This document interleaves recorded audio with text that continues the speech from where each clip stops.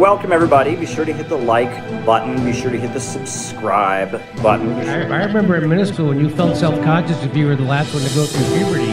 That really went topsy-turvy, didn't it? Sometimes the house barrage, it's too much explaining yourself and it's too apologetic. Be sure to hit the notifications bell. I actually do believe Israel won't just bomb countless civilians. Be sure to tweet this out. Be sure to put this up on your Facebook. You have to be kind to people. Be kind to the guys in this mess in the first place. Put this up on your Reddit. Chile is a country. Be sure to cut and paste, cut and paste a link to this to go into your favorite Facebook chat group. It's good to see so many normal people in here. Now, spanking isn't just my deep, dark personal secret. It's America's deep, dark secret. I've never seen it explained so simply anywhere. Put this on WhatsApp. Put this on Telegram. Put this on your favorite messenger app. Hello and welcome to the Untitled Anarchist Seagull channel. I'm your host, an Untitled Anarchist Seagull called Elise. And yes, Emily's 12:55. I always put that on 20 minutes because the minute I actually start the stream, I want to make sure that just in case something unexpected happens, I'm not going to find that it actually runs out of time before I'm done. So I always keep it at 20 minutes. Secular talk. Kyle Kulinski? I don't know. I mean, he has seemed more or less okay the times I've seen him, which is really not often. Like, why has he done a thing?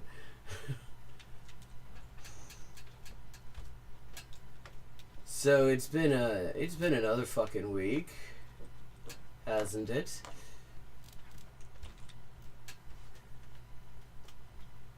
And I was sitting here thinking, after the video that we watched earlier, the guy who was trying to get up to HSK level 4 in Chinese in like a month, and he said something, yeah, that's Kyle Kulinski is my understanding anyway, not the guy that I was just talking about.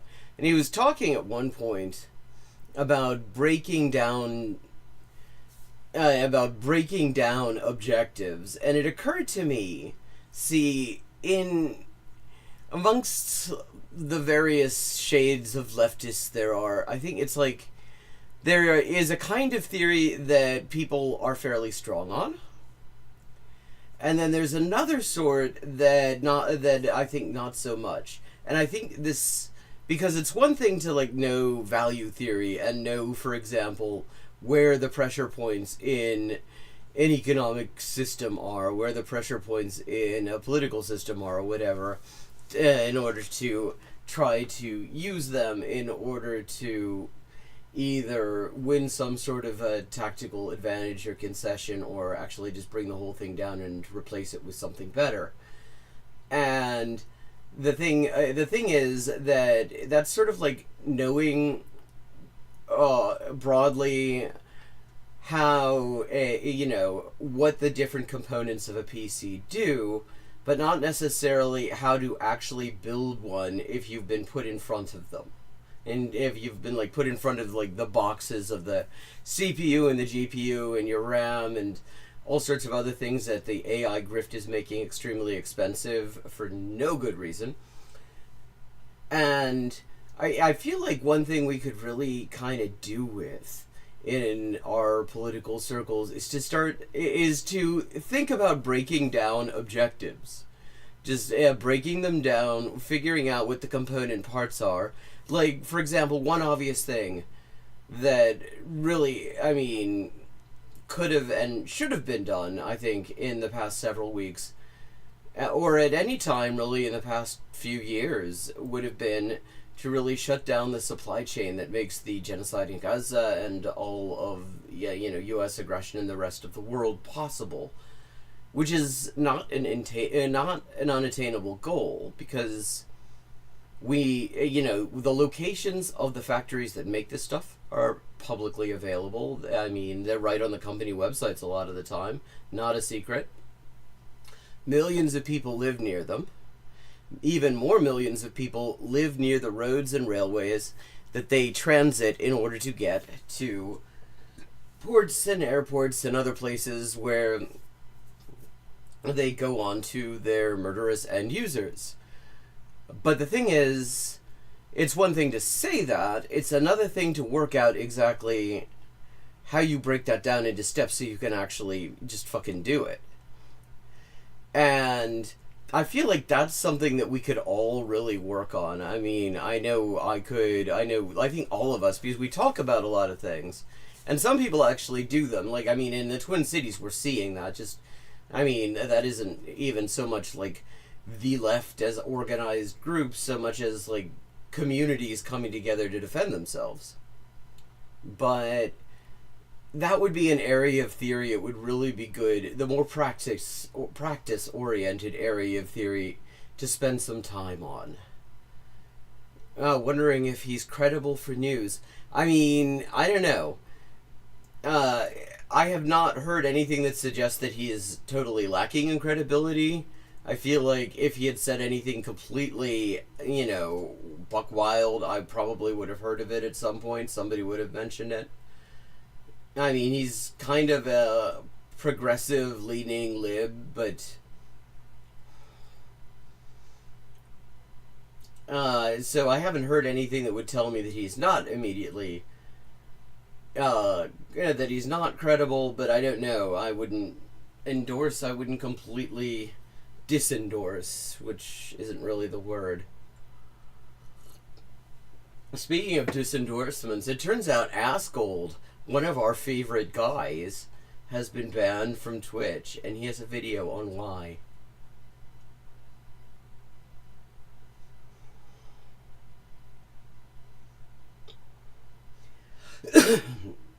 Yeah, I mean, my feeling is he's probably not bad for, like, breaking news headlines kind of stuff. He like, my impression of him from what I've seen is he's definitely sort of a level up from the sort of, like, Pac-Man slop and stuff like that. But I don't know beyond that. I don't really watch him.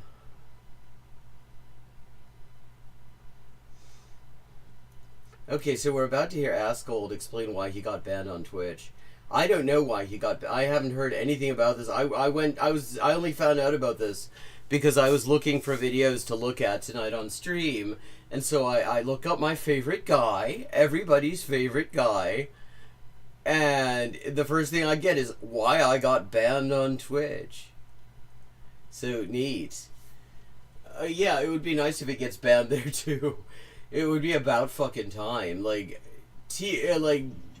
TOS. I mean, TOS for right-wing creators in these platforms is like international law for the U.S. and Israel. Like, they sort of know that it's there, but nobody's ever actually enforced it against them. Guys, I got suspended on Twitch in the middle of my Crimson Desert playthrough. Like, what's happening with his hair? Who has come in his hair? And why hasn't he washed it out? I don't know what I'm gonna be able to do. It's gonna be an I mean, you can't really do much anyway. entire week. I mean, geez, guys. That's all. It's just a fucking week. For the things that we've just seen on this stream, watching this motherfucker say, it ought to have been permanent.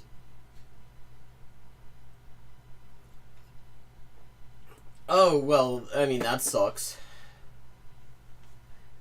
Yeah, Cavernacle mostly seems pretty decent. I think that there are things that I would kind of disagree with him on, but on the whole, I think that he tends to make a fair bit of sense. He seems to have his heart in the right place in general. I have so much free time. Well, I guess I could start by making this video, right? So, oh, you don't have to, not on our account. I got suspended last night on Twitch. I end my stream, and I come back from the gas station, and I get a message, and somebody says, why can't I chat in your stream? And I'm like, well, I don't know. What happened? And I don't know. I mean, there's so many reasons. Like, having looked at his chat, Like, if they ever got around to enforcing their supposed rules on hate speech, like, his whole chat would be banned from the platform, too. And I get a message, and it says that my account has been suspended for 7 days because of hateful conduct. Okay, yeah, I mean, that sounds legit, actually. I don't think you need to scare quotes, because I have watched you. Like, that's what people go to you for. Of course it was hateful conduct. It's just surprising that they actually did that. So this is what I did. This is what I said. I said that I didn't give a fuck about the opinions of third worlders. Oh, wow. So it wasn't hateful conduct. He was just being racist. I know nothing about either of these desert games, but I assume they're very dry. And then, particularly in the thing that they referenced, I was referring to illiterate goat herders from... Wait, okay, so this is his explaining... Is this his explaining of why he wasn't being racist? Is that what he's intending to do here? He's like, they got me for hate speech for what I was saying about those slurs. But here's the thing. I wasn't talking about all the slurs. I was talking about subset slur. Like, Afghanistan. Again, the way this looks out in the public is not... Like, you understand Afghanistan is another country? United States. The opinions of third worlders don't matter. Like, I don't care... I mean, the wild thing about this as well is that this is a hell of a thing to say right now. Because that was, of course, the starting point of the U.S. government and Israel in doing what they've been doing for the past few weeks. There's like, yeah, who gives a fuck, Iran won't like it, but nobody's gonna give a shit.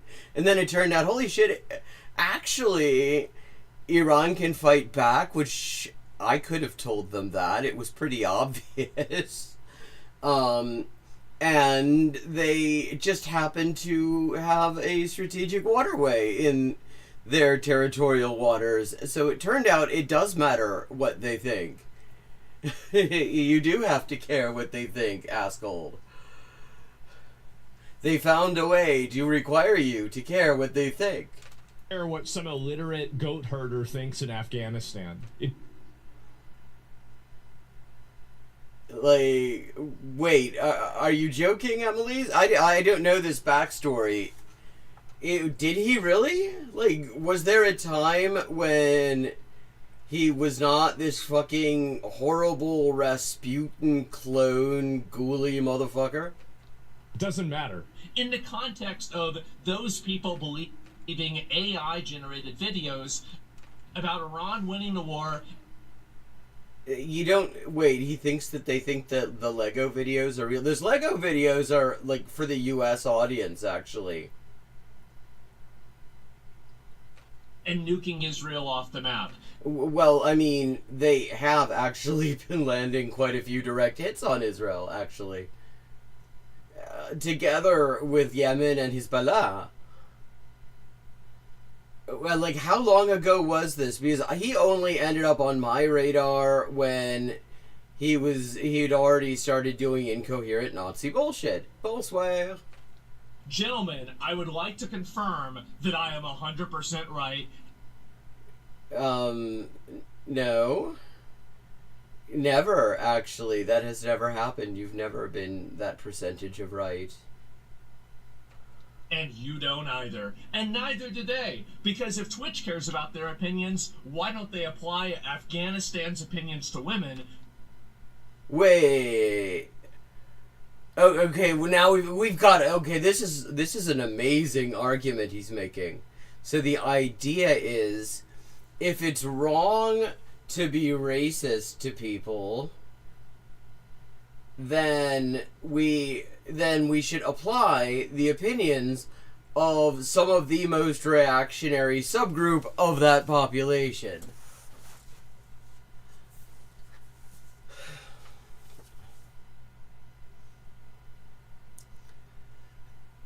Yeah, I mean, it does seem like I've seen that kind of pipeline happen. There was this guy this British nurse who I used to follow at the very beginning of the pandemic, because he did some pretty good sort of public health analysis, fairly solid stuff.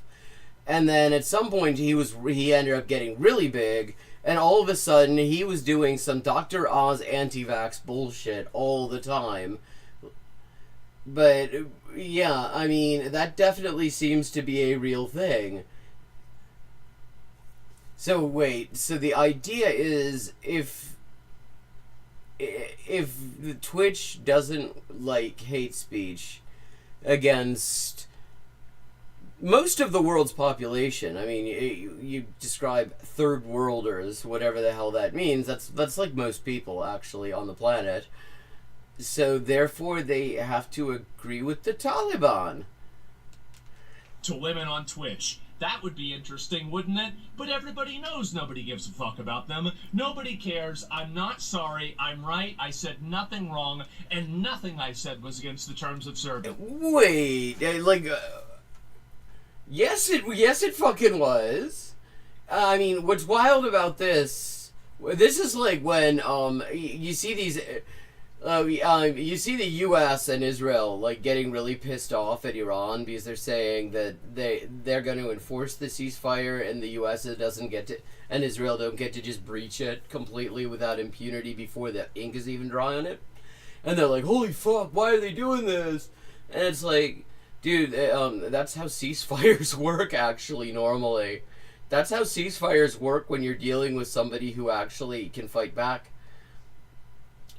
That's just how the terms of service work on a ceasefire. And here he is pissed off because for all the fucking hate speech that he says on every single stream, it's just all sorts of fascinating racism and transphobia constantly. A true barometer of what you can say as a fascist streamer and not get TOS'd. And so they finally catch up to him and give him a very mild slap on the wrist, and now he's freaked out. He says that isn't TOS. Beyond that, do you even imagine a world? Oh wow, River. See, that really shocks me. Like, then I actually hate him more, you know? Because it's one thing. Yeah, because it's one thing if somebody starts out like this. If this is just their like starting point, and they just say, you know, they're a piece of shit as a starting point. But if they actually were halfway decent and then decided out of sheer opportunism to be a fascist piece of shit for the clicks, I mean, my opinion of him was not high to begin with, and I had to like hire an excavator to make space for my opinion of him to drop a little bit. Because that means, on a certain level, he actually knows how full of shit he is.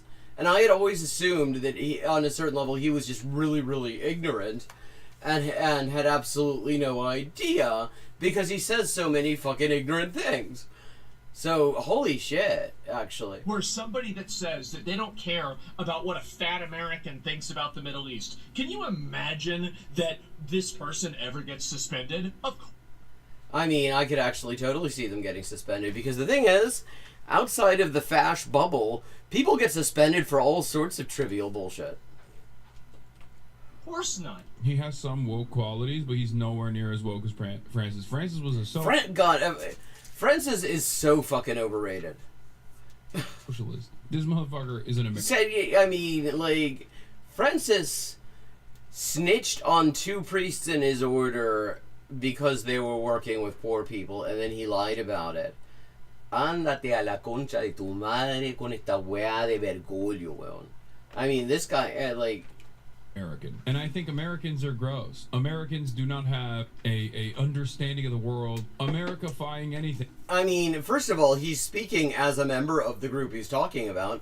And second of all, he's not wrong. People in the U.S. are kept in a state of total ignorance about what goes on around them. Because to a great extent, if you were to actually make it clear we're actually seeing, like, a lot of the bubble has been broken to a significant extent. And what we're seeing is exactly why the bubble was there to begin with, the sort of ignorance bubble engulfing the U.S. Because if people actually kind of know, have any tolerable grasp of what the people who rule them are really like and what they're doing in the world and elsewhere, then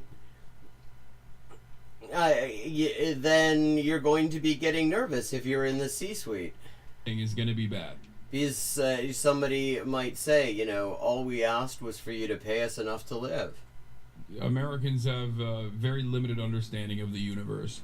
And so, wait, you're the how you're pissed off about this, are you, Aspen? That's you're like the poster boy of limited understanding of the universe. why am I getting suspended? It's more third worldist morality logic inversion that basically is being used to Wow, just because he was being racist. Silence me for an entire week. That's the important. Wow. I mean, a week, that's such a fucking long time. Yeah, he doesn't have an attention span long enough for that. He will probably forget that he was suspended before this is over. Part that I want to talk about here. It's because basically Twitch has a system where they say that your infractions or your bad actions expire within 1 year. Well, the last time I was suspended, well, we all remember the last time. Actually, I don't. Chat, do you remember? I didn't know this motherfucker ever got suspended. I mean, he says something that should get him suspended every single time I've watched him. Suspended. But that was in October 2024. I have not been suspended for over an entire year. Well, I mean, if like every slur he uses gets him a week, then you could probably get him suspended for an entire year off of one stream. Why does that matter? Well, it matters because they say it matters. It matters because they say that's whenever the infractions expire and your account is treated as not being in bad standing. So why is it in that case that instead of getting a warning, instead of getting a suspension... Well, because you don't need a warning, you've already done the thing. Instead of getting for a day, instead of getting a suspension for 3 days, I immediately went from that... His hair is really disturbing me, like... all the way to a 7-day suspension immediately. Why would this happen? What is the reason for it? Well, because they strangely just randomly chose to notice how fucking racist you're being. I have no idea. Is it because they don't like what I'm saying? I mean, I get the feeling it isn't because of that. Because if they didn't like what he was saying, they could have come down way harder on him. They could suspend him every time he says some outrageously racist bullshit. If they didn't like what he was saying, he would not have this platform. It has to be, because it's certainly not because what I'm saying is against the terms of service.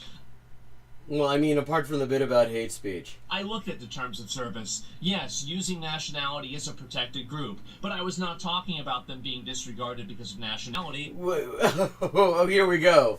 So he wasn't, you hear that, Chad? He wasn't doing it based on nationality. I was talking about them being disregarded because of the fact that they're watching literal AI-generated videos. No, you weren't. And then believing a false narrative. He's literally doing the thing he's talking about. And the video's context was about, would you rather be having likes on Twitter or having your entire navy not destroyed? Yeah, except their entire navy isn't destroyed, though. I mean, that's just Trump's bullshit. They've still got a navy. I mean, they've lost some ships, yes. Do you think that the Iranians would rather have their entire navy back or their memes? Which, I mean, this is just wild because they're just taking some shit Trump said as fact. No evidence has been produced. The IRGC are actually very clear that this is not true. They have, I mean, the U.S. also claimed that Iran has no air defenses, and then Iran shot 7 of their aircraft down in 24 hours. So maybe Trump's word isn't great to go on, Asgold. I hate to tell you. Oh. Jeez, guys, I wonder. And so anyway, this is what's happened, is that I have been suspended for an entire week. Just for being really racist. Yeah, that's it. And I'll play the clip for you guys, okay? I thought you already did. Okay. And this is, by the way, there's not a 100% certainty with this, that this is the clip, but this is... Yeah, it's true. There's really... You can't really be certain what hateful conduct they could be talking about, because he does so much of it. I mean, he just casually drops open anti-Semitism, you know, white supremacism, transphobia. Like, hate speech is kind of the main thing he does. So it really could be anything that he said in any video. The thing that they quoted from, and it's the thing that they gave me an example of. And I well, okay, if it's the thing they quoted from, that sounds like that's the clip. Like, if they quoted it, that's probably the thing they were talking about, because otherwise they would quote something else. will say also, by the way, my contacts and relationship with Twitch on an interpersonal level has been nothing but tremendous. I mean, this is such an indictment of the platform. That this guy, that this, fucking, shampoo-haired neo-Nazi here has personal relationships with Twitch. That just says everything about why things are the way they are. I have great respect for the people that I've dealt with Twitch. I have no actual... this is Tim Pool once, admitted that he has a guy at Google that anytime one of their videos gets demonetized for hate speech, he calls his guy at Google and they just turn it right back on. Animosity towards those people, so just make sure that you guys understand that. Don't shoot the messenger or anything like that. Who's the messenger in this case? I mean, I thought Askold was kind of being the messenger right now. It's the moderation team and the people that decided that I did something wrong, and maybe they made a mistake. Well, I know they made a mistake. Yeah, I mean, I was totally within my slur quota. But maybe they'll recognize that, and I'll get an unban early. And if they didn't, I guess, and here's the annoying thing, right? Yeah, let's hear the annoying thing. Well, if Trump nukes Iran, which seems like that's getting more likely every day. Why? I thought you were just talking about how actually it's going really well. The war is going really well for your guy. And therefore they would have no need to do that, because the only evidence to the contrary you just said was AI. Then I'm gonna have to go live on just go live on Kick and Rumble, right? Maybe on YouTube too. I prefer just to do Kick and Rumble. It's a copyright thing, right? So, plus Rumble is mostly just kind of for fash. I mean, there are people who are on there just to elude censorship. Who, like Electronic Intifada also has a Rumble account, mostly because they're worried that with the subject matter they talk about, they might get taken down, and so it's an alternative platform to have. But, I mean, it is mostly a fash platform. Confusing, content creator reason. But, and then we'll continue uploading videos, and if something big happens, don't worry, I'll be there, and you'll have a way to watch me. Oh, God, I mean... What would we have done if we didn't know he was going to be there? It'll be all back to usual. But I would like to take at least a little bit of time and, maybe... YouTube also has a hate speech TOS, I can't help noticing. So, God. A little bit of things in my life and just relax a little bit. But if something big happens, do not worry. I will be there. And I might make a couple of other videos in the meantime. Explaining why racial slurs aren't hate speech. Okay, I think that gave us a flavor of this.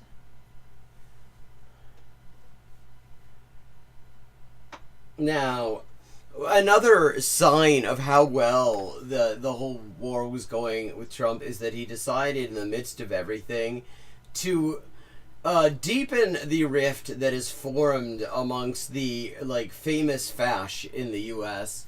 ever since Charlie Merck got kirked. And apparently Tim Pool has got Alex Jones on to respond to Trump saying that he sucks. Which is just sort of wild to hear the worst person... We got this, I guess, a response. I mean, you may remember... Alex Jones from such things as saying that he would eat leftists' asses. Alex Jones is calling once again for Trump to be removed. Here's a video from Alex. Well, President Trump came out on Truth Social and attacked myself and all the original MAGA supporters today. I mean, see, this is just a sign that everything's going well. When first you fire all your generals, like, well, not all of them, but like a whole bunch of them in the middle of a war, and then you decide to lash out at your loyal propagandists. And I'm just so sad that whatever's happened to him has totally changed the man he once was. He did so much good.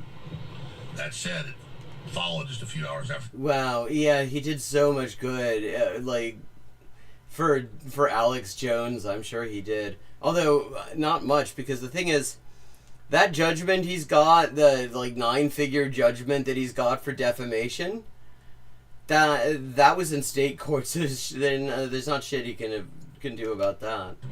There's also no such thing as a civil pardon anyway. Unannounced, reportedly Trump didn't know, and said she wasn't involved with Epstein and she supports a full investigation by Congress into the Epstein cover-up. Yeah, I mean, her T-shirt was raising questions that were already answered by her T-shirt. Trump says Epstein's a hoax. So this reminds. Well, I mean, he said a lot of things. He's also just said that that he wasn't involved in it, but all of the people he doesn't like are involved in it. And he said like 5 different fucking things. But I mean, this is just wild. I mean, I will occasionally hear people still who do not really follow these circles talking about, oh, you know, it's too bad we can't stick together like they do. You know, they suck, but wow, they stick together. And it's like, look at these motherfuckers. It's fucking Lord of the Flies. To me of Melinda French, when she started turning against Bill, also over Epstein. So Trump's got big problems, folks. And I am just... I mean, when you've lost Alex Jones... When you've lost fucking Alex Jones, Jesus. Like, that guy will do anything for money. And he's actually, it's like the Meatloaf song, except like, I will do anything for cash, but I won't do that. He actually found his limit in this administration, and that is kind of fascinating. Because this is a guy who went on record at his depot in his, it was like a child custody dispute in the context of his divorce, which is just a true milestone in the world of a fast creator. They always, if they weren't the most divorced motherfucker on the block beforehand, they always end up being, because, like, who wants to be married to this? But he actually went on the record in a sworn deposition and said that, yeah, he doesn't believe any of the fucking stuff that he says on his show. That's just an act for rubes. And they still watched him and gave him money after that. About this country and the world. Trump's being led around by the nose by Netanyahu and by Mark Levin and others. I mean, first of all, this is a bullshit line that it's interesting. You actually hear people in the administration also saying it because it very conveniently distances the U.S. from any kind of responsibility.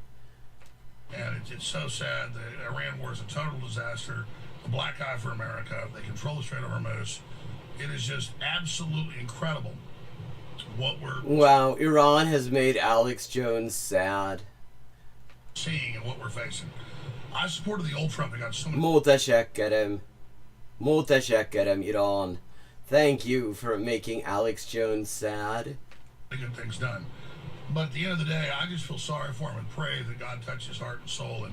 Well, yes, I mean, I would like to also see, like, maybe some sort of cardiac event. I think most people do at this point. Like, so, yeah, if his myocardium could be touched. Him from the demonic influences that he's under. What did he get done? Like, honest question. Like, I have no problem saying there are some things that I like that Trump did. Oh, wow. Oh, yeah. Okay. This is great. This is, well, now we get to watch Tim Pool backpedaling. which I find fascinating, because this motherfucker has stand every single thing Trump has ever done. He has, like, he will change his position because Trump changes his position, which happens not exactly infrequently. And now he's like, well, you know, there's some things that he did that I liked. Well, I mean, this is his off-ramp. Notably, the ending DEI in government contracting. I think getting rid of... Yeah, he did a really good racism, yeah. Yeah, he did an excellent racism. Actually, I have to say, though, he actually was kind of an incompetent racism, because the way he ended it, the people who statistically are suffering the most from that, it turns out to be white dudes who, like, had apparently been getting diversity points for other attributes that they had or something. ID was was great, but when he's talking about the old Trump did, Trump's first term, he had a bunch of neocons. Yeah. And in his second term, he's got a bunch of I'm genuinely confused. Yeah, I mean, I am too, because you sucked up to him in both terms. Like, Trump brought in Bolton, and we all criticized him for it, and now Trump... I don't know if that's true. I don't... That would be such a pain in the ass to actually look up. But chat, if anyone in chat knows whether that's true or not, I mean... Just hanging out with Levin and Lindsey Graham, and everyone's acting like this is new? I think he just in the first term optically was better at, you know, at least coming across as more consistent with his base, more in line with his base. Well, yeah, then he realized that his base will literally just buy anything. And I think he just doesn't care at all now. You know, go ahead. Oh, just like, I mean, I think even in the first term, I mean, he reoriented the GOP on policy in a lot of ways where, like, you have to play ball with some of these, like, institutional figures sometimes in the sense of, like, they still have a lot of power accumulated, they still occupy top positions, and I think Trump has moved the football down the field in a lot of ways. I mean, this is fascinating, because these people are trying to distance themselves because it has become useful in the sort of fascist sphere not to be too connected with Trump, which is absolutely, I mean, that could be the absolute worst thing for him. Although the wild thing is that, I mean, if you actually look at support amongst, like, MAGA fucking people, MAGA fuckers, it's still overwhelming. Like, that's the one group of people, like, that actually still kind of likes him. I mean, and overwhelmingly supports this war. So these guys are all pivoting. All these fascist creators are pivoting here in order to capture a very small group of more explicit neo-Nazis. Because that is really the sort of... That is the line, how explicit about that you want to get. Because there are Nazis who like Israel. Richard Spencer is notoriously one of them. And then there are the ones who do this thing where they sort of try to sabotage the Palestinian Solidarity Movement, try to get in on that, and turn it into some anti-Semitic bullshit rather than an anti-colonial liberation struggle. Just rhetorically, like, I know we're saying rhetorically, optically, these things don't matter, but they do matter because you are seeing sort of positions that are now acceptable, like, within the GOP that were previously would, like, get you, like, cast out of the movement entirely. I mean, the fact that, like, what are you talking about? Could you give an example? You know, net negative migration is now the policy of the United States. Well, I mean, yes, they've made the country suck so much that people are leaving. The State Department is, like, a game changer because, like, literally even why is that good though? I mean, other than just, like, racist things, like Trump won, or even during Biden, somebody made a song out of Alex Jones offering to eat leftist asses. Just advocating for that would get you, like, called, like, a white supremacist. Well, but that's because it's a white supremacist thing to advocate. Like, I mean, you think that being called a white supremacist would actually hurt you in the Republican Party? Because I don't think so. Like, the Democrats like to pretend that white supremacism is something that they're against, but not the Republicans. No, honest with you, like, when Trump first came down the elevator and was like, you know, we got it. Is it me or is this guy, like, significantly deflated compared to the last time we saw him. Massive problem with illegals coming in and immigration stuff. I wasn't even cognizant of a problem with immigration. Well, that's because there wasn't one. There literally wasn't one. Right, and I was even back then I was fairly politically aware, but I was like, really, is that a big problem in the U.S.? Like, Yeah, because it's not. It literally isn't. What's a problem is that they are maintained as this permanent underclass. But that's immigration restrictions that do that. You could change those. You could just get rid of those, and that doesn't happen. It's a problem for them. You know, it's 2015 or whatever, and I didn't think that it was. And obviously that was 10 years ago, and things have changed significantly since. But yeah, deportations have been just up constantly. Yeah, they really don't. At the same time, it's like he really did move the Overton window to the point where these were things that we could talk about. What the fuck are you talking about? Like, Obama was bragging about how many people he deported. Like, deporting large numbers of people was already a bipartisan thing before 2015. And now, like, I've got one of the more extreme positions on immigration, right? At least of anyone around the table, you know. Well, I just gotta say, guys. Oh God! Like around this table, what the fuck is this position? Back. Let's go back to 2016. So long. That day when Trump came down the escalator and everything was just so much simpler. Oh God! Yes. Yeah, it was so much simpler. Simpler times. We were watching. We could all hope that maybe the escalator would open up and he would fall into the pits of hell or something. Thrones. We were all smiling and holding hands, but eating ice cream at the Trump ice cream shop in Trump Tower. And it's so true, but it's like, I mean, you were a little kid. I was a young whippersnapper. How old were you? I mean, to Phil's Jesus. point, It's not bad enough that these guys are like a bunch of fast chuds, but then they go and make me feel old. Entire ecosystem as it exists now exists because of Trump. The only reason that maybe not Alex. Well, no, I mean it exists because there are a bunch of right-wing billionaires like that who decided to fund him, all of whom could buy and sell him. Again, Like if you tried to build this ecosystem on Trump's money, you couldn't do it. I mean, you could build something. That would still you could certainly fund something, but the kind of money that gets thrown around in these circles, that isn't money that Trump could do. Consistent. He kind of predates Trump in a lot of ways, but I mean Tucker, Candace, obviously, even Megyn Kelly to a large part owe their careers not to Trump directly, but to the. Well, I mean, yes, actually, in those three cases, I'd say. Well, no, not Tucker Carlson. I mean, he was doing racism professionally for quite a long time, like since the 1990s. And then, yeah, he used to wear a bow tie until somebody like completely took the piss out of him for it, and then he stopped doing it forever. Somebody ruined bow ties for him. Sort of ecosystem that Trump created. And so, again, this isn't saying that that's why they should have loyalty to Trump. I'm not suggesting that. I'm just saying, like, everything, this entire timeline that we're in is because of one man. And But, I mean, what's wild about this, I mean, so many things. I mean, apart from just the idea that this is a good timeline to be in, the timeline where a guy, you know, announces crimes against humanity while standing next to a fucker in a giant bunny suit. Like, this timeline, this is the timeline, you're glad you're in this? Well, I mean, you'd have to suck. Like, I mean, you like a little fucking Roomba. You'd have to suck. But, I mean, this is the exact same bullshit that you hear from, like, liberal slopcasters. They try to make all of this down to one guy.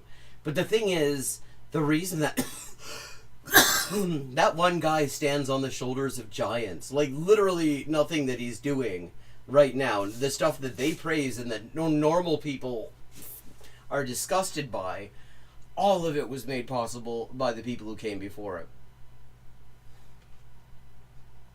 Democrats and Republicans alike. It's worth acknowledging. Let's pull up some of the responses. Candace responded as well, saying it may be time to put Grandpa up in a home. Oh, I mean, watch them fight. Could we get them all in a room together? And everyone's favorite, Ed Krasenstein, is here. He says, wow, Oh, God. Like, of course he had to do something. President Trump just completely turned on Tucker, Candace, Alex, and Kelly. This is probably his biggest mistake he's ever made. So much of the MAGA base looks up to these people, and this is going to get them questioning their loyalty to Trump. See, I don't know about that, because the thing is, these people will have gone with him through everything. They're more likely to question their loyalty to these people, I think, because it is fundamentally a cult of personality around him, which is really amazing when you spend any time around his personality. If Trump can turn on these people simply because they disagree with him, he can turn on anyone. Trump is done. He knows it. I'm going to go ahead and just say this. I mean... Yeah, I think the Trump era is coming to a close. I mean, this is... All of this is fallout from the fact that the war of aggression that he started is a fucking disaster. That's when he started to... That's, like, not that he was so even-keeled before all this, but the level, like, there was a qualitative leap in terms of the fucking... the stuff that he puts out. Like, just going, like, felt cute might just genocide 90 million people. And nobody responded to that with any sign of urgency, which was just really amazing. Like, he goes, a whole civilization's gonna die tonight, and they have the votes for the War Powers resolution. They'd had them for a week, and nobody just goes and does that. I mean, being the guy to lose this, being the guy to start and lose this war, twice, has not been good for him. He really, I mean, I remember it was taken as this article of faith, particularly amongst liberals, especially like early on, the first term and stuff, where it's like, no, he wants you to fight back. He wants you to resist him. He wants you to stand up to him because he's going to justify shit that he's going to do or something like that. That was like what he feeds off of. And it was very clear just looking at how he was responding to protests at the time. Like just fucking running away, literally in at least one case. Absolutely freaking out at the slightest sign that a crowd was even partially hostile to him. It was very clear that that wasn't the case. That actually what he thrives on is... like I can't describe it better than like Peter Temple in one of the Jack Irish books, book 2, Black Tide. He's describing the difference between Sydney and Melbourne, and he says that Sydney is all about success achieved quickly and with arrogance, and that is what Trump thrives on. He wants quick wins where he can just sort of strut around and act like it was obvious he was going to, and anything other than that actually already starts like getting his sphincter tone a little bit out of order. And this was a good example of that. In fact, I mean, I will say this is just kind of a hypothesis I have, one that would be difficult to test until a lot of stuff gets declassified or people start talking, because when analyzing current events, that is always the problem. If you try to actually analyze them beyond a totally superficial level, a lot of the time the stuff that you would need in order to make a definitive statement is just not there, because it's classified, because nobody's been willing to go on the record about it, whatever. But my feeling, just looking at past behavior and the response, I've mentioned the 2024 Democratic Party platform where they were practically goading Trump into starting some shit with Iran, and it wasn't the first time. That sort of thing, this idea that he wasn't warlike enough internationally, and goading him on that has been sort of a standard thing going back like a decade now. It makes me speculate that actually the Democrats wanted this war, but they did not want to be the ones in the White House when it started. They wanted it to be him, so that they would not be responsible for the initiation of it. But it does absolutely suit them And the fact that they're not at all bothered to try to stop it really kind of strongly suggests to me that they kind of were hoping this was going to happen, because they can wash their hands of it. Like, especially because he did not actually seek congressional authorization, so none of them have a vote on the record about it. So there's no responsibility that they have to take there that's on the record that they can't deny. I feel like they actually kind of wanted this. I actually think Trump and his campaign and his circle know that Trump as a personality is on his way out. Guys, it's been 10 years of the Trump era. Seriously, like, in these... You know, there are people who are popular for way more than that. Like, that's wild. Like, there are people who are dead and are still way more popular than Trump ever was. Yeah, I mean, acting like 10 years is a long time. 10 years is only a long time because he was never really that popular to begin with. Last 10 years, every single story has just been Donald Trump. Well, they know that's coming to a close. And so this is going to change the landscape in very dramatic ways. Well, we're watching Tim Pool as an example of the landscape changing in real time. There are fucking tectonic plates shifting on his set. Trump is done, but I don't think it necessarily has to do with Trump targeting Tucker or whatever. I think it has to do with he's got a couple years left. The midterms, Democrats are going to sweep. He's going to get jammed up. We're not going to see a whole lot done. He has more confidence in the Democrats sweeping the midterms than I think the Democrats have there. I mean, yes, being a non-incumbent generally helps you in the midterms. But the thing is, like, the polls have very strongly indicated that Democrats are not benefiting from Trump's unpopularity. They are actually less popular than him, and he's totally unpopular. So I don't necessarily think that's going to be the case, but it's interesting to see him being so sure about it. Because there were times when he definitely would not have said this, even if he thought it. He's going to leave, and what will be left of this movement, honestly, I think it's going to be Marco Rubio as the nominee. I don't think it's going to be J.D. Vance. I think they're all aware of what's going on, and Rubio will probably be the guy.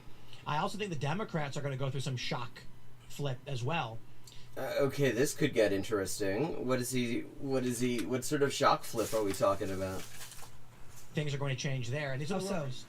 The rumors were that there's Beltway rumors that you are going to see the likes of, let me put it like this.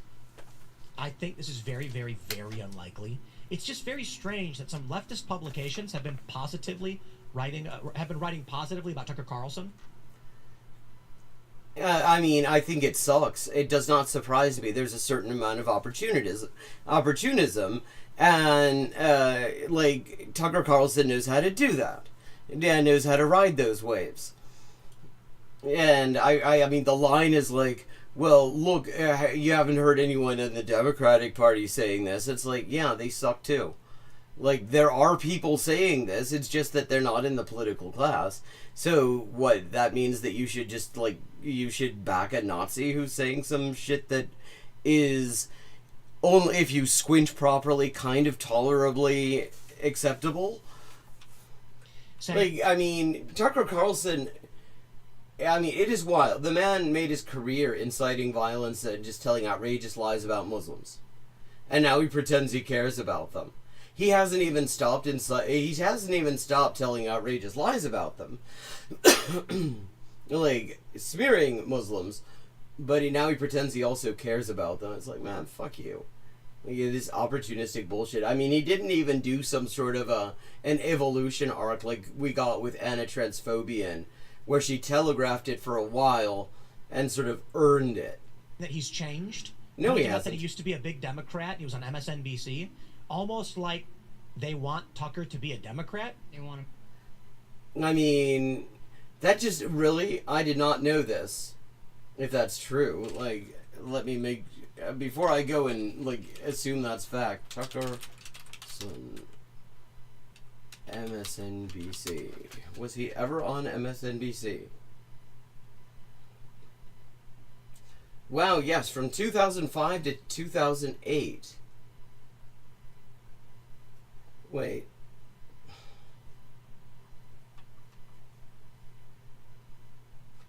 Tucker Swanson McNear Carlson is his full name.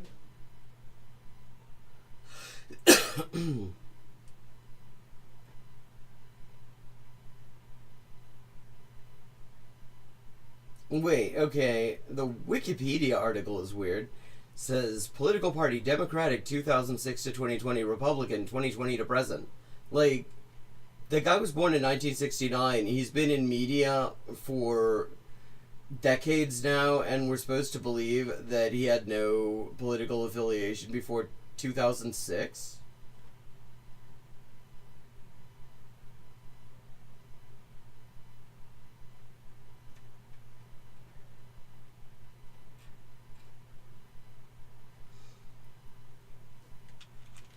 Back, yeah. You mean they want him to run as a Democrat, or I don't know about that, voice but for Democrat? the rumors are that Tulsi Gabbard will be either an independent or Democrat. Wait, like, if she can come... Like, if she can come back from what she's been up to... Like, I still remember, like, it wasn't that long ago that you would hear people, that, you know, I would get in fights with them, actually, to be like, oh, she's totally anti-war. And he'd point out there are a number of U.S. wars she's totally supported. Oh, and also she's a big fan of Modi in India, and she hates queers, and has said all sorts of horrible things about Muslims. So maybe not great, and they'd be like, no, you just don't like a realistic anti-war person. It's like, look at her. A realistic My anti-war understanding is that person. sources... We do journalism here, folks. We do. Yeah, they do journalism here. This is what journalism looks like. Out to people involved. Heard these rumors that Tulsi was going to drop out. She was going to align herself. She was going to resign. She was going to align herself with Joe Kent. They were going. I mean, and Joe Kent's also a white nationalist. Let's remember. To be the alternative to the Trump camp, saying, you know. So wait, the alt right now? Like, so this is what, control alt-right? Liberal types, we can unite this country. And the rumor is that she'd either run as a spoiler as an independent spoiler for the Dems, or I'm sorry, against the Dems, basically a spoiler candidate for Democrats, or that she may actually even try to go back to being a Democrat.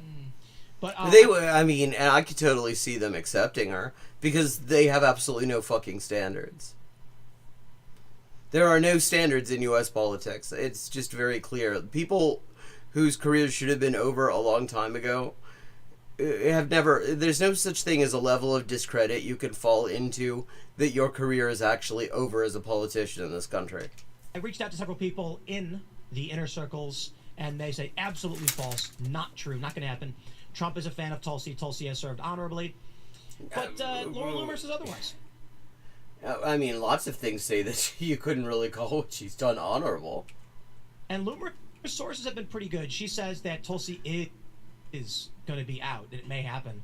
She's going to run. I do too. Tulsi is a moderate. She's kind of liberal in a lot of ways. She's moved rightward in a lot of things. She has always been critical of Iran nuclear weapons and Islamic extremism. Like, what do you mean? Critical of Iran nuclear weapons? Critical of the false claims that Iran has them? Because she's definitely... if that was true ever, and I don't know that that was the case, though, it wouldn't be entirely impossible. But, I mean...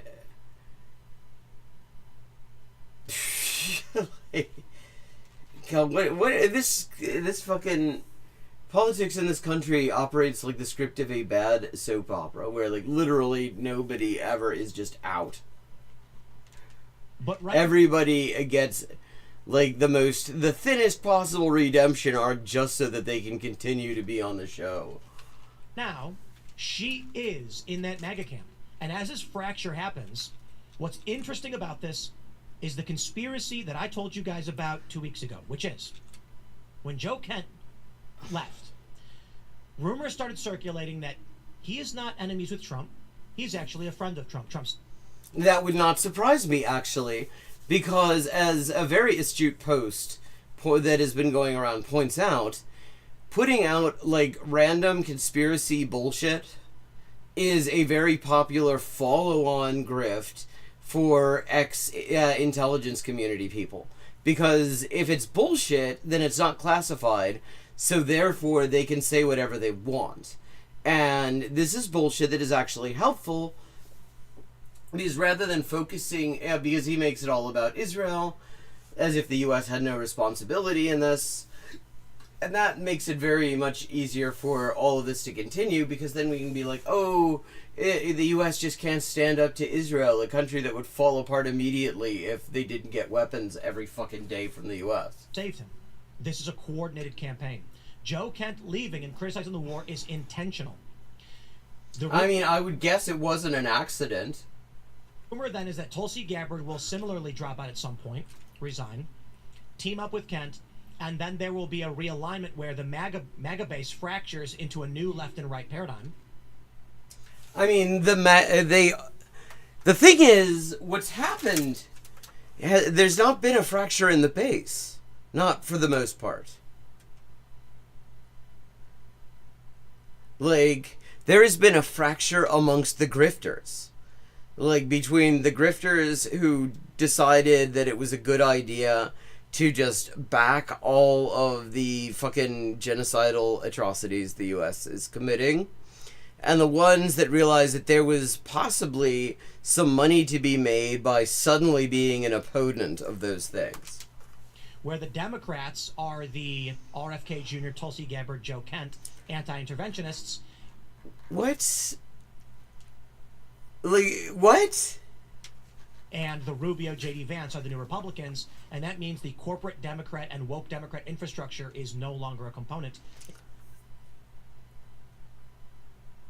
What? And how exactly is this supposed to come about? I mean, I can totally see the Democrats trying to absorb, because they're always doing this. Anyone who, like, on the most, no matter how opportunistically, decides they're going to jump from Trump's ship when it's sinking, they will be like, oh, he's a hero, he's great, he loves our democracy, and stuff like that. You know, no matter what a scumbag they are. So I can totally see that, but why exactly are the corporate Democrats and the woke Democrats, why are they going someplace? Like, you haven't exactly explained that.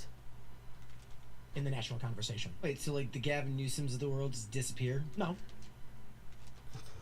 But they be like, do people genuinely believe that Pete Buttigieg is a contender for the presidency? I don't think anyone genuinely believes that. Well, he ran in 2020 and he was considered a big deal. Which he wasn't, though. He really wasn't. Gavin Newsom will still be around, but he's not going to be a very loud voice. That's what. That would be a mercy. I'll say that. Again, I'm going to stress this. These were the rumors that I was hearing in the Beltway, and. Well, then they must be true. Like, what does he mean in the Beltway? He was standing on the fucking ring road around DC, and he's like, and just listening to what people were saying on their phones as they drove by. Like, where exactly was he hearing these rumors? Pointing out that people are probably upset with me for having said this, because I'm not supposed to be coming out being like, hey, you know, behind the scenes they're kind of saying that this is a plan. Well, which again suggests that probably they're not upset with him because probably he's talking out his ass. Surprise, surprise, Trump then formally denounces these personalities, creating an opportunity for this large vocal faction to now support, say, a Tulsi Gabbard. And that will pull, guess what? Guess who Candace has the ear of? I mean, lots of pieces of shit. Suburban women. Not many of them. Moderate suburban women love Candace Owens. Well, really? Wait, what exactly? Moderately what? I mean, moderately, what are these moderate suburban women who want to hear Candace Owens talk about how, like, the Holocaust didn't happen and Hitler was actually a great guy, and, like, transvestigate the Macron family? Like, where, like, how many of them are there? What is she harping on about? TPUSA is bad, Israel is bad, and now she's anti-Trump. She's calling for Trump to be impeached. She is going to capture a ton of female voters, which No, she isn't. all vote Democrat. Wait, yeah, so the idea is they're gonna just overlook the Nazi shit. Like, I mean, again, the Democrats have no standards. I don't see them going with this because apart from everything else, see what he already said.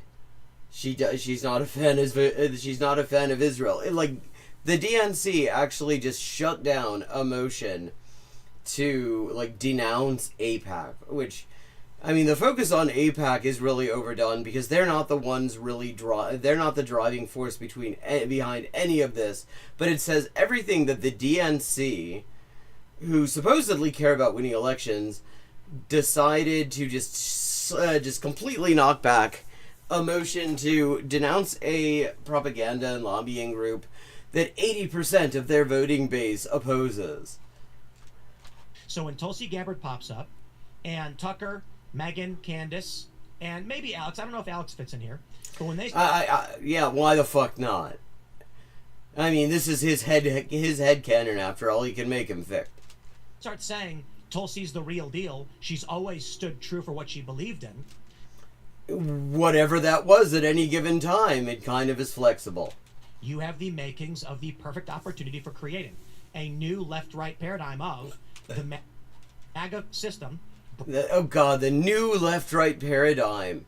So he thinks that like the new left-right paradigm is just like fash versus fash.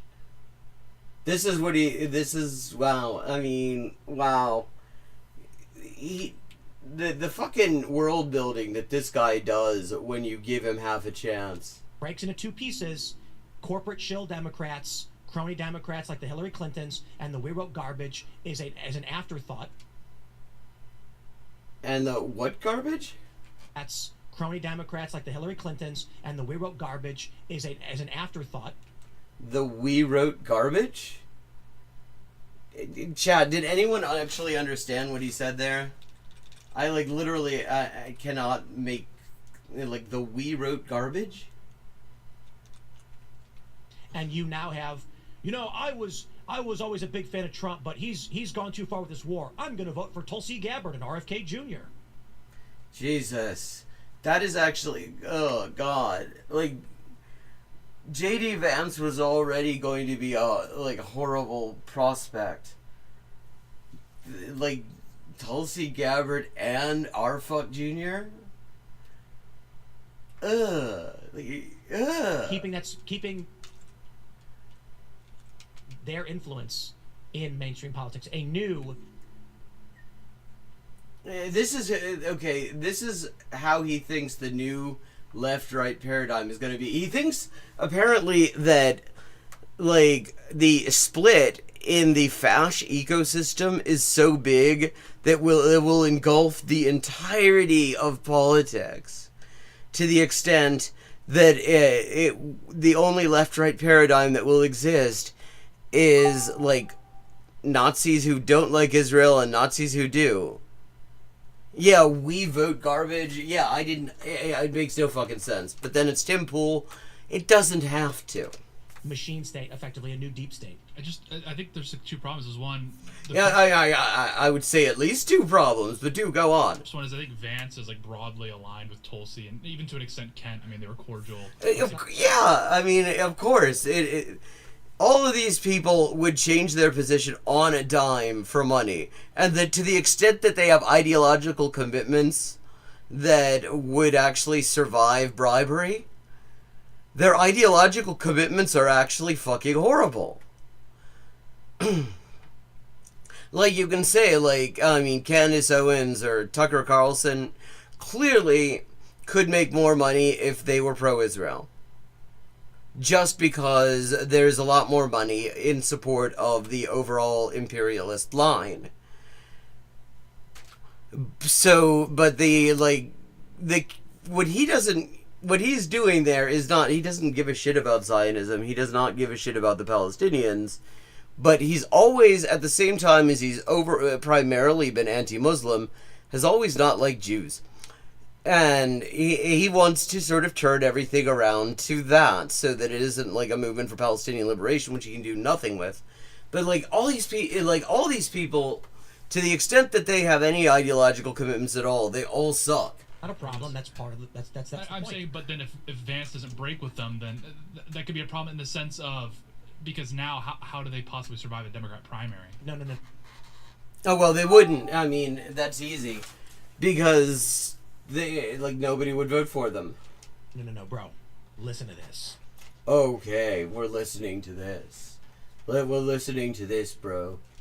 Again, this is all rumor mill stuff, and maybe it's not true. I don't know. Yeah. I mean, maybe stranger things have happened than something Tim Pool said being not true.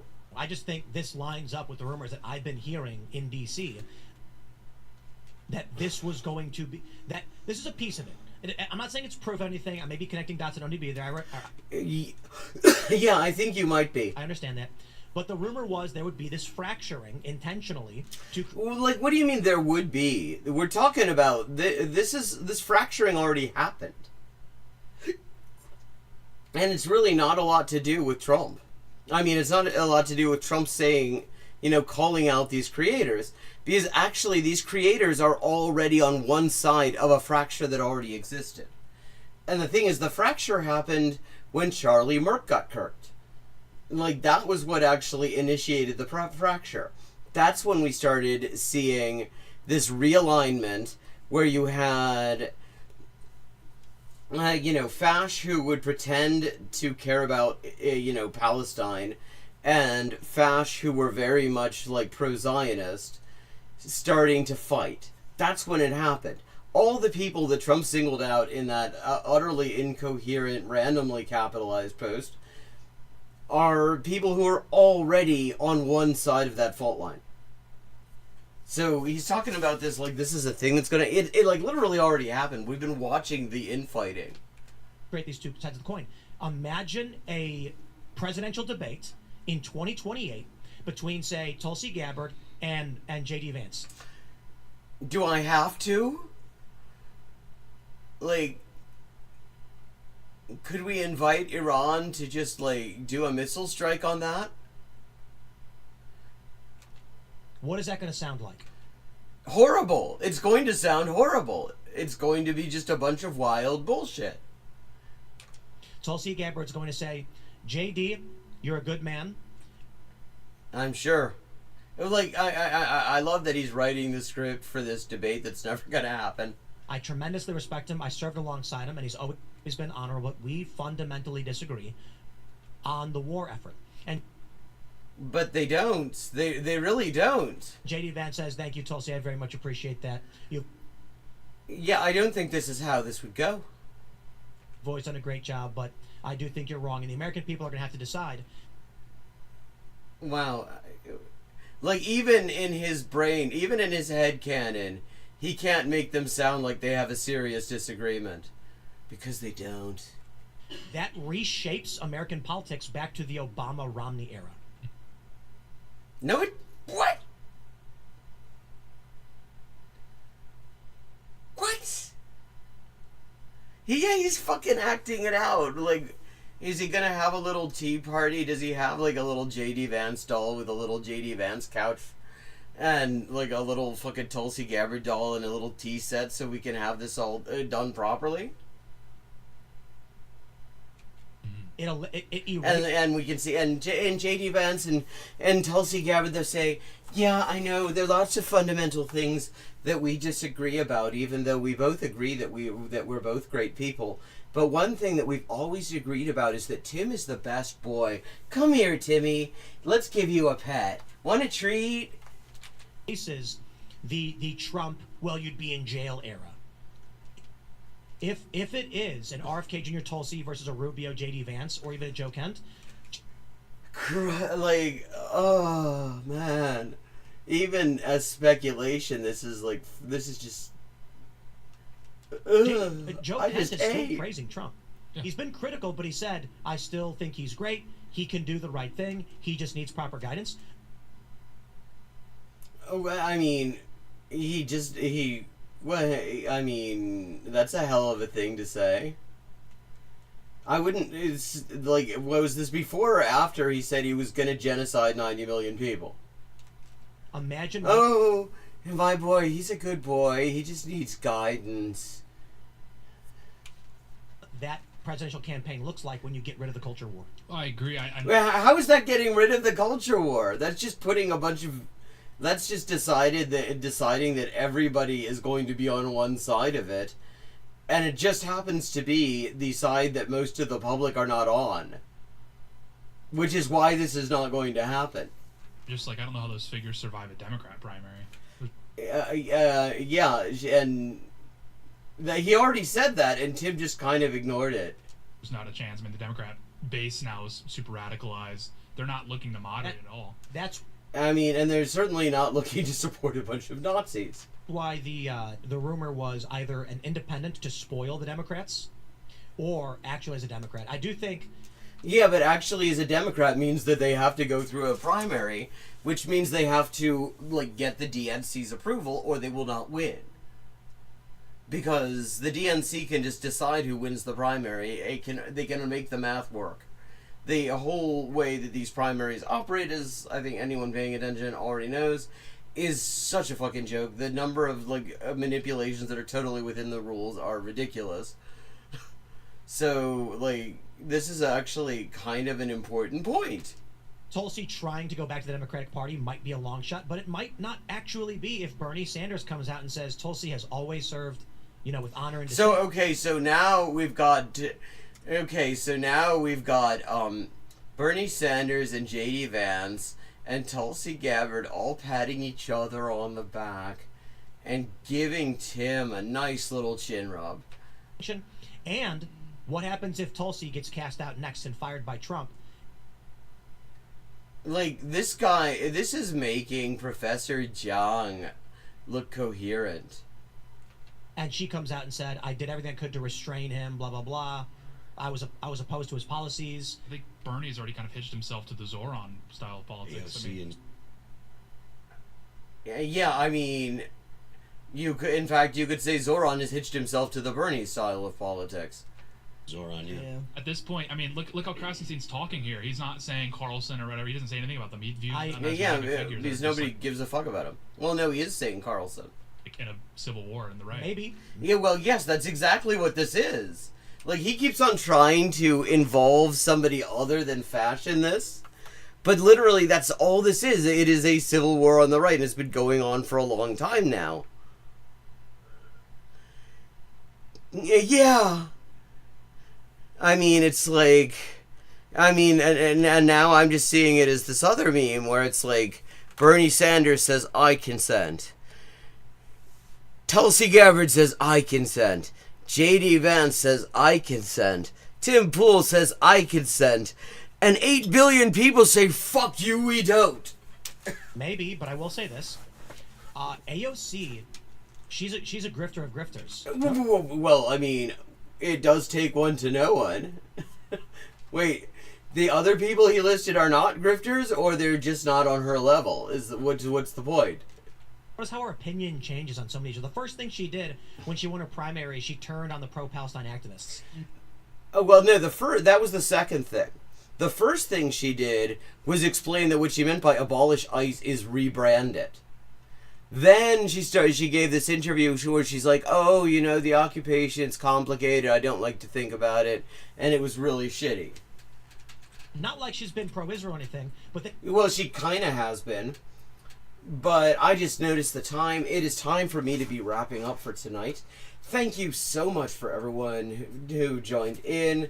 And if you're interested in one of my other projects and supporting one of my other projects, let me just tell you a little bit about my crowd-funded translation project.